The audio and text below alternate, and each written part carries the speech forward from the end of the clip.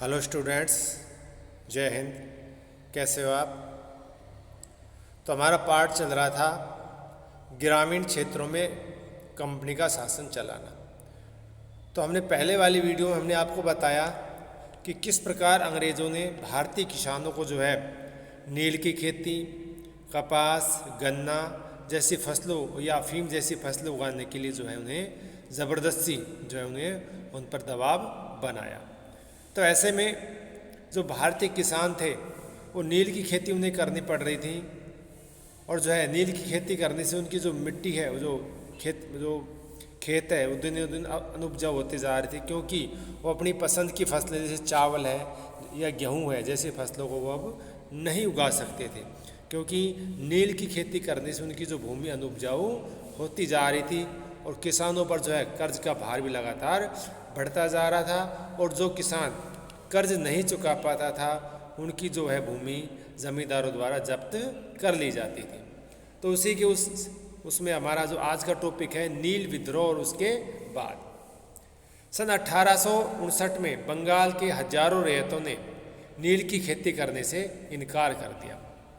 जैसे जैसे विद्रोह फैला, रैयतों ने बागान मालिकों को लगान चुकाने से भी इनकार कर दिया। वे तलवारें, भाले और तीन कमान लेकर नील की फैक्ट्रियों पर हमला करने लगे। औरतें अपने बर्तन लेकर लड़ाई में कूद पड़ी। बागान मालिकों के लिए काम करने वाले सामाजिक बहिष्कार कर दिया गया। इन जो बागान मालिकों के लिए जो व्यक्ति काम करते थे उनका समाज में बहिष्कार कर दिया गया। बागान मालिकों की तरफ से लगान वसूलने के लिए आने वाले गुमास्ता एजेंट थे उनकी पिटाई कर दी गया था। जो बागान मालिकों की जो एजेंट थे जो यानी टैक्स लेने के लिए वो गांव में आते थे, उनकी भी पिटाई कर दी गई। रैयतों ने कसम खा ली कि न तो वे नील की खेती के लिए कर्जा लेंगे और न ही बागान मालिकों के लिए लठियालों, लाठी धुरी गुंडों से डरेंगे। अर्थात जो रैयत थे उन्होंने कसम खा ली, लोगों ने, किसानों ने, कि न तो नील की खेती करेंगे और न नील की खेती के लिए क्या करेंगे बेटा, कर्जा लेंगे। ये लोगों से जो है लाठी डंडे से भी ये नहीं डरेंगे। नील के किसान चुप बैठने को तैयार नहीं थी। क्यों? उन्हें बगावत की ताकत कहाँ से मिली? इसमें कोई शक नहीं कि नील की खेती अत्यंत दमनकारी थी, दमनात्मक थी, क्योंकि जो लोग दबे रहते थे वो हमेशा बगावत नहीं करते। ऐसा कभी कभी ही होता है। 1859 में नील रैयतों को लगा कि बागान मालिकों के खिलाफ बगावत में उन्हें स्थानीय जमींदारों और मुखियाओं का समर्थन भी मिल सकता है। बहुत सारे गांवों ने जिन मुखियाओं की नील से अनुबंध पर ज़बरदस्त दस्तखत करा लिए थे, उन्होंने नील की किसानों को इकट्ठा किया और लठिया वालों के साथ आमने सामने की लड़ाई ली। लठिया वाले होते जो जिनके पास लाठी थी। कई स्थानों पर रैयतों को बगावत के लिए उकसाते हुए खुद जमींदार गांव-गांव घूमने लगे। जमींदार इस बात से परेशान थे कि बागान मालिकों की ताकत बढ़ती जा रही थी और बागान मालिक जबरन लंबे समय से उनकी ज़मीन लेते रहे थे। अब आगे कह रहा है ये, नील के किसानों को भी यह लग रहा था कि अंग्रेज सरकार भी संघर्ष में उनका साथ दे रही है। और 1857 में बगावत के बाद ब्रिटिश सरकार और एक व्यापक विद्रोह से खतरे से डरी हुई थी। जब नील की खेती वाले ज़िलों में एक और बगावत की खबर फैली तो लेफ्टिनेंट गवर्नर ने 1859 की सर्दियों में इलाके का दौरा किया और रैयतों को लगा कि सरकार उनकी दुर्दशा से परेशान है। बरसात में मजिस्ट्रेट एस्ले ईडन ने एक नोटिस जारी किया जिसमें कहा गया कि रैयतों की नील के अनुबंध को मानने के मजबूर नहीं किया जा सकता। अर्थात जो किसान हैं जो नील की खेती कर रहे हैं उन्हें अनुबंध मानने के लिए मजबूर नहीं किया जा सकता। अर्थात उन्हें नील की खेती करने के लिए मजबूर नहीं किया जा सकता। तो ऐसे में किया जाएगा। इस नोटिस के आधार पर लोगों में खबर फैल गई कि रानी विक्टोरिया ने नील की खेती न करने का हुक्म दिया है। अर्थात किसानों में इस नोटिस से खबर फैल गई कि जो इंग्लैंड की जो महारानी विक्टोरिया है उसने ये कहा है कि किसान नील की खेती न करें। ईडन किसानों को शांत करने और विस्फोटक स्थितियों को नियंत्रित करने की कोशिश कर रहे थे। उसकी कार्रवाई से किसानों ने अपने विद्रोह को समर्थन मान लिया था। जैसे जैसे विद्रोह फैला, कलकत्ता में पढ़े लिखे लोग भी नील के जिलों की ओर चल पड़े। उन्होंने रेतों की दुर्दशा, बागान मालिकों की जोर जबरदस्ती और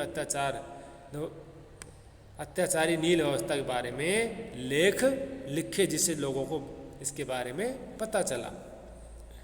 इस बगावत से परेशान होकर सरकार को बागान मालिकों की रक्षा के लिए सेना बुलानी पड़ी। नील उत्पादन व्यवस्था की जांच करने के लिए एक नील आयोग भी बनाया गया। इस आयोग में बागान मालिकों को दोषी पाया गया और जोर जबरदस्ती के लिए उनकी आलोचना की गई। आयोग ने कहा कि नील की खेती रेतों के लिए फ़ायदे का सौदा नहीं है। आयोग ने कहा कि रेतों से कहा कि वे मौजूदा अनुबंधों को पूरा कर ले, लेकिन वे आगे से चाहें तो नील की खेती बंद कर सकते हैं।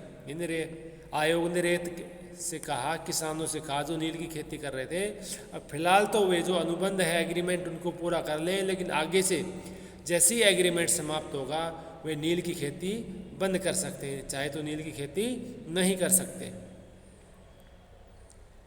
इस बगावत के बाद बागानों में नील का उत्पादन धराशायी हो गया। यानी किसानों ने जो है नील का उत्पादन करना क्या कर दिया बेटा, बंद कर दिया। इस बगावत के बाद बागान में नील का उत्पादन धराशायी हो गया। इसके बाद बागान मालिक बिहार पर ध्यान देने लगे। 19वीं सदी के आखिर में कृत्रिम रंगों का निर्माण होने लगा था। इससे उनका व्यवसाय भी बुरी तरह प्रभावित हुआ।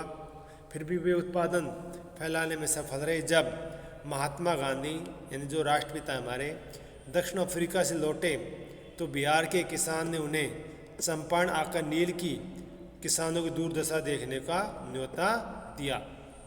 और 1917 में महात्मा गांधी का यह दौरा नील बागानों के मालिकों के खिलाफ चंपारण आंदोलन की शुरुआत कहा जा सकता है। अर्थात महात्मा गांधी वहाँ पर आए और उन्होंने जो है नील की जो खेती जो किसान कर रहे थे उनकी दुर्दशा देखी, और यहीं से ही जो है एक आंदोलन शुरू हुआ, जिसके आंदोलन का क्या नाम था, चंपारण नामक आंदोलन की यहाँ से शुरुआत हुई। अब कह रहा है भीख मांगूंगा परंतु नील की खेती नहीं उगाऊंगा। एक उदाहरण है किसान का। चांदपुर थाना हरदी के एक नील काश्तकार हाजी मुल्ला से मंगलवार 5 जून 1860 को नील आयोग ने सदस्यों ने बात की। हाजी मुल्ला ने कुछ सवालों के जवाब इस तरह दिए। WS शीटनकार, नील आयोग के अध्यक्ष, क्या तुम अब नील की खेती के लिए तैयार हो? अगर नहीं तो किस शर्तों पर नील की खेती करना चाहोगे? यानी जो नील के आयोग के जो अध्यक्ष किसान ने पूछा किसान से कि क्या तुम अब नील की खेती करने के लिए तैयार हो? अगर तुम तैयार नहीं हो तो किस तरह की शर्तों पर खेती करना चाहोगे? अब जो किसान था, जिसका नाम हाजी मुल्ला था, जो नील की खेती उगाने वाला जो किसान था, उसने क्या कहा, मैं नील उगाने को तैयार नहीं हूँ। मुझे नहीं पता कि कोई नई शर्त मुझे संतुष्ट कर सकती। उसने कहा कि मैं बिल्कुल हरगिज़ नील की खेती नहीं करूँगा, और चाहे आप कितनी भी मेरे को रियायत दे दो, मैं उससे संतुष्ट नहीं हूँगा। तो श्री साले ने कहा, क्या तुम 1 रुपया प्रति बंडल की कीमत पर भी खेती नहीं करोगे? अब श्री साले ने कहा कि क्या तुम्हें, यानी उस समय 1 रुपये कीमत बेटा बहुत ज़्यादा होती थी, क्या तुम 1 रुपये प्रति बंडल की कीमत पर भी नील खेती नहीं करना चाहते? हाजी मुल्ला ने क्या जवाब दिया, नहीं, मैं नहीं करूँगा। नील उगाने की बजाय मैं कहीं और चला जाऊँगा, भीख मांग लूँगा, परंतु नील की खेती नहीं करूँगा, नहीं उगाऊँगा। तो इस उदाहरण से हमें पता चलता है कि उस समय जो किसान थे, नील की खेती से उन्हें कितना घाटा हो रहा था, कितना उनका दमन हो रहा था। आज के लिए बेटा ये पाठ आज आपका इतना ही। कल हम इसके पाठ के उत्तर प्रश्न आपको करवाएंगे। धन्यवाद।